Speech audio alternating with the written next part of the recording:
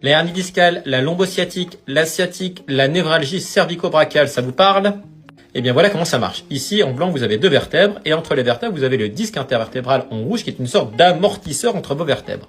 Parfois, il peut se fissurer, et ça va faire une vraie hernie, comme on peut le voir ici, qui bombe, et qui vient comprimer la racine nerveuse ici, responsable de vos symptômes. Et donc, ce que vous voyez juste ici, en orange, le gros tube, c'est la moelle épinière, et tous les petits tubes qui en sortent, eh bien, ce sont les racines nerveuses, qu'elles soient motrices ou sensitives, qui émanent de la moelle épinière. Et donc, voilà comment ça évolue dans le temps. Une fissure, un bombement, une hernie.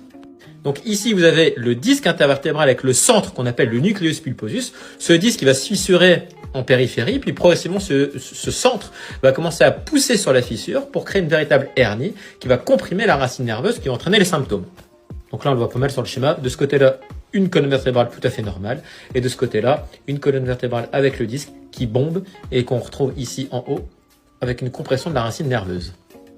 In fine, l'exemple de la sciatique. Donc là, c'est le nerf sciatique en bleu avec en haut toutes les racines du nerf sciatique qui sont comprimées par la hernie discale et qui va donc entraîner cette douleur derrière la jambe jusqu'au pied avec toute la zone douloureuse qui est matérialisée ici en rouge. Et pour finir, le meilleur examen pour visualiser l'hernie discale, c'est l'IRM. En blanc, en fait, ici, c'est la moelle épinière, tout le long. Et au bout de la flèche bleue, vous voyez très bien ici le bombement du disque intervertébral qu'on ne retrouve pas sur les autres vertèbres. Vérifiez toujours les œufs que vous achetez avec la lumière de votre téléphone. Regardez, quand les œufs sont bons à manger, la lumière passe. Par contre, quand ils sont pourris, la lumière ne passe pas. Et vous allez voir, c'est dégueulasse. Personne n'a envie de tomber sur ça.